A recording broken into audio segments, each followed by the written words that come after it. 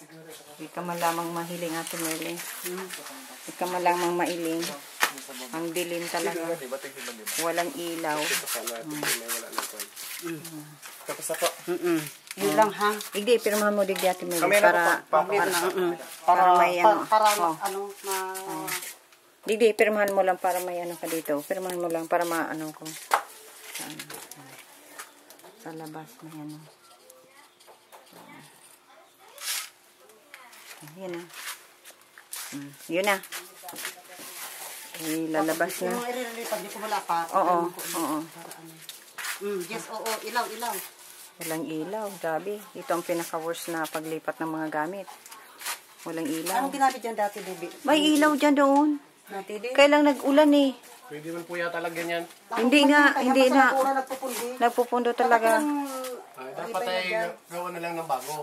Oo. Gagawin yan. Yung pagdating ng kapatid ko, papaayos yan na.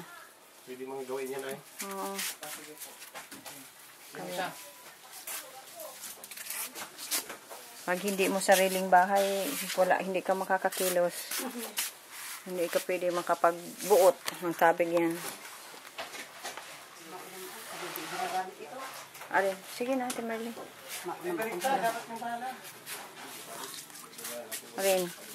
Ano nga, may ano tawag?